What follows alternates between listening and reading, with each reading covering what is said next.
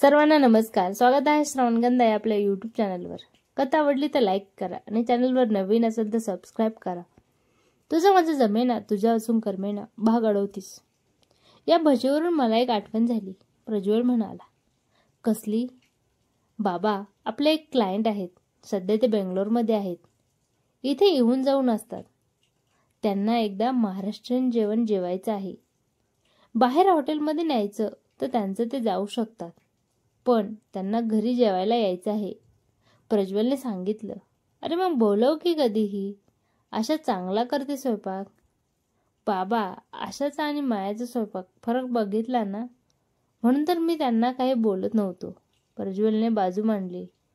अहो, पण मायाचं ते नाटक सुरू आहे. तिला कुठे वेळ मिळणार स्वयंपाक करायला?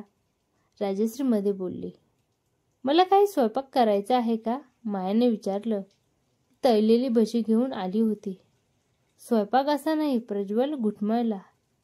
त्यांनी विश्वासरावाकडे बघितलं. त्यांनी बोलावं म्हणून. आपल्या एका क्लायंटला जेवायला घरी बोलवायचं आहे. स्वयंपाक तू करणार असशील तर, असं प्रज्वलचं म्हणणं आहे. ते मला नाटकावरून यायलाच खूप उशीर होतो. माया अपराधीपणे बोलली. तुला तर सुट्टी नसणार का? इतका वेळ सगळ्यांचं बोलणं ऐकणारा अर्जुन मध्ये बोलला. असेल ना रविवारी. मग एखाद्या रविवारी जमवता आलं तर बघूयात. ते क्लायंट खूप महत्वाचे आहेत, म्हणून त्यांना काही नाही म्हणता येत नाही. प्रज्वल म्हणाला. दादा, मी एवढी काही सुगरण नाहीये. माया म्हणाली. नाही ग, तुझ्या हाताला छान चव आहे. त्या दिवशीचं पिठलं भाकरी, आजची भजी, समजतं ना? त्यावर मी सांगेन की आशाला मदतीला घे. ती बरीच कामं करेल. तू मुख्य काम कर. प्रज्वल मायाला एवढा आग्रह करत होता की मायाला नाही म्हणता आलं नाही. बर, तुमचं चालू देत, मी निघतो आता. माया वहिनी, भजी मस्तच होती. मी येतो तुला सोडायला. अर्जुन उठला. तू एकटाच आला तर परत मला तुला सोडवायला यायला लागेल. एकट्या का येईल? मायासोबत विश्वासराव म्हणाले. काका, आम्ही पण येऊ का? इतका वेळ मोबाईल खेळत असलेल्या अद्वैतने विचारलं. आरवने मान वर करून बघितलं. नको, सकाळी सोडलं ना त्याने. आता जेवून झोपायला घ्या. रोज रोज काका सोडायला येणार नाही. राजश्री मुलावर आवाज चढवत म्हणाली. माया, तू जातेस ना? विश्वासरावांनी विचारलं. मायाने अर्जुनकडे बघितलं. त्याने नजरेने चल म्हणून सांगितलं. रात्रीचं काही करायचं आहे का? तिने राजश्रीला विचारलं. मी करेन, तू ये फिरून. राजश्री म्हणाली. कपडे बदलून येऊ का? कशाला? गाडीने जायचं, गाडीने यायचं. आपल्याला त्याला फक्त घरी सोडायचं आहे. अर्जुन म्हणाला. बर. माया अर्जुन सोबत निघाली. मुलं उतरलेल्या चेहऱ्याने तिच्याकडे बघत होती, पण तिचा नाईलाज होता. अर्जुनने गाडी काढली. माया पाठी बसते आहे हे बघताच पार्थ परत मध्ये बोलला. वहिनी, तुमचे स्थान तुमच्या पतीच्या पाठी नाही तर त्याच्या समीप आहे. पाठी आमच्यासारखी अविवाहित बसतात. नकली सुस्कारा सोडत पार्थ म्हणाला. आणि पार्थच्या बोलण्यावर माया खळखळून हसली. अर्जुन त्या हसण्यात हरवून गेला. माया, लग्न होताच काकाला आणि भावाला विसरलीस की काय? पार्थला सोडून निघाले असताना मायाचा फोन वाजला. काय रे काका, तू असं बोलतोस? मायाच्या नाकाचा शेंडा लाल झाला. गाडी चालवत असताना सुद्धा अर्जुनची एक नजर मायाकडे होती. मग काय बोलू? 4 दिवस झाले तुला जाऊन. पोहोचल्याचा तेवढा फोन केला, त्यानंतर एक फोन नाही म्हटलं. मुलगी विसरली आपल्याला. काका हसत म्हणाला. नाही रे काका, अरे इथे माझ्या नाटकाची प्रॅक्टिस सुरू झाली आहे. रोज उशिरापर्यंत असते, म्हणून जमलं नाही फोन करायला. सॉरी ना. मायाचं तोंड इतकंसं झालं होतं.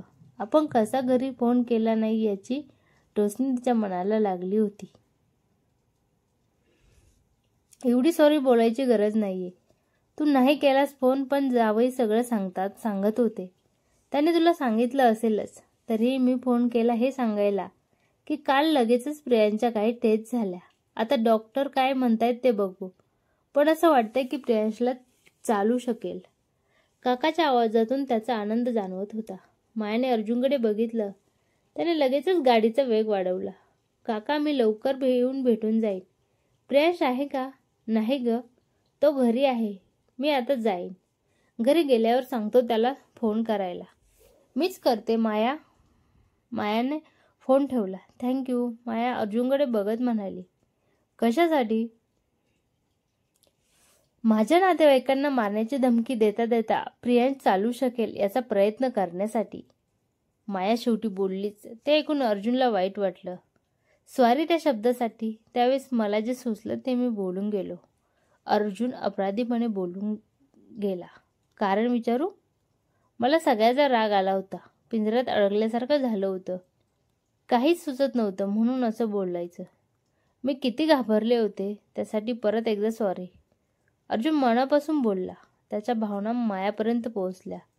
It's okay. माया बाहेर बघत म्हणाली. ती परत गप्प झाली. हे अर्जुनला बघवत नव्हतं. खोलीत गेली होती ना. त्याने तिला बोलायला प्रयत्न केला. तिने त्याच्याकडे फक्त बघितलं. कपडे तिथेच होते माझे. तिचं तुटक उत्तर ऐकून अर्जुनचा मूडच गेला. काही न बोलता तो गाडी चालवत राहिला. दोघं घरी पोहोचले. राजश्री हॉलमध्ये बसली होती. अर्जुनचा उतरलेला चेहरा बघून तिला बरं वाटलं. चेहरा ठीक करत ती मायाशी बोलायला लागली. उद्या डबा घेऊन जाणार ना तू? काय हवं ते आत्ताच सांग, म्हणजे आशा तसं करून ठेवेल. मला वेगळं असं काही नको. जे केलं असेल तेच घेऊन जाईन मी. इथे काही करायचं आहे का? नाही. कुकर लावला मी. तू कर आराम तुझ्या खोलीत. दमली असशील ना. मी आहे वर. माया खोलीत जायला निघाली. माया वर गेली हे बघून राजश्री अर्जुनकडे वळली. काय झालं? भांडली ती तुझ्याशी? आणि तरीही तू? मम्मा, हा दादा बघ ना, मला मारतो आहे. आतून मुलांचा आवाज आला. नाईलाजाने राजश्रीला मुलांच्या खोलीत गेली. अर्जुन क्षणभर तिथे उभा राहिला आणि मग निश्चय करून खोलीत जायला निघाला. त्याने हलक्या हाताने खोलीचा दरवाजा उघडला. माया तिकडच्या पडद्यावरून प्रेमाने हात फिरवत होती. तिच्या चेहऱ्यावर आनंद दिसत होता. मग मगाशी ही काहीच का नाही बोलली? झालं का मनासारखं? हळूच तिच्याजवळ जात तो तिच्या कानात कुजबुजला. त्याच्या अनपेक्षित येण्याने ती दचकली. त्याला जवळ बघून तिच्या चेहऱ्यावर लाली चढली. जवळ उत्तर नाही, पण त्याने परत विचारलं. हो, झालं मनासारखं. ती लाजली. मग काय, थँक्यू वगैरे म्हणायची पद्धत नाही का? अर्जुनने तिच्या गालावर हलकेच हात फिरवत विचारलं. तिचं अंग शहारलं होतं. थँक्यू. नजर खाली करत ती म्हणाली. असं? तुझी पद्धत तर वेगळी आहे ना. त्याने असं विचारताच तिचे डोळे मोठे झाले. मी जाते. ती बाहेर जायला निघाली. त्याने तिचा हात घट्ट धरून ठेवला. त्याने तिला जवळ ओढलं. तिच्या ओठावर तो ओठ टेकवणार तोच. अहो, काय करताय तुम्ही? मायाने अक्षरशः ओरडून विचारलं. काय झालं? दचकून अर्जुनने विचारलं.